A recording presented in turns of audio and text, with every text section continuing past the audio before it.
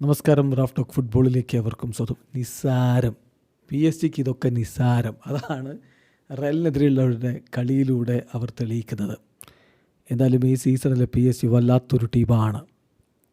ഇപ്പോൾ Xabi Alonso പറയുന്നു, ഈ തോൽവി ഇത് വേദനിപ്പിക്കുന്നുണ്ട്, പക്ഷെ തോൽവികൾ ഇനിയും നമ്മുടെ വഴിയെ വരാം. ഇത് ഫുട്ബോളാണ്, തോൽവി ഉണ്ടാകും, ജയമുണ്ടാകും, ഇതൊക്കെ സ്വാഭാവികമാണ് എന്ന് കാണുകയാണ് സാബി അലോൺസോ. കളിക്ക് ശേഷമുള്ള അദ്ദേഹത്തിൻ്റെ വാക്കുകളിലേക്ക് നമ്മളൊന്ന് പോവുകയാണ്.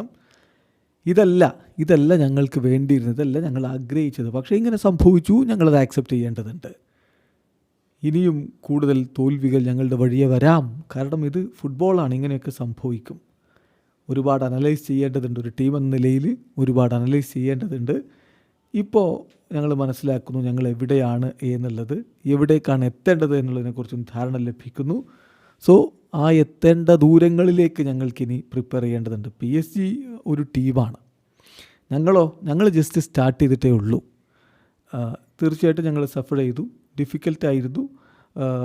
ഒരുപാട് കാര്യങ്ങൾ ഇനിയും ബെറ്ററായി ചെയ്യേണ്ടതുണ്ട്.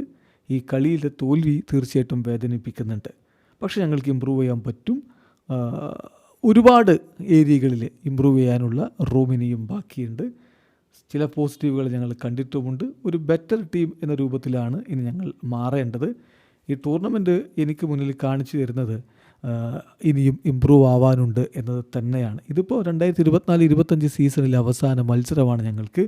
ഞങ്ങളുടെ അടുത്ത സീസണാണെങ്കിൽ ഇത് ഓഗസ്റ്റിൽ ആരംഭിക്കാൻ പോവുകയുമാണ്.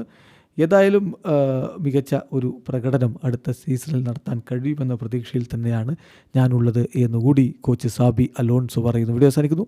ഫുട്ബോൾ ലോകത്ത് കൂടുതൽ വിശേഷങ്ങളുമായി റാഫ് ടോക്സിൽ എത്താം.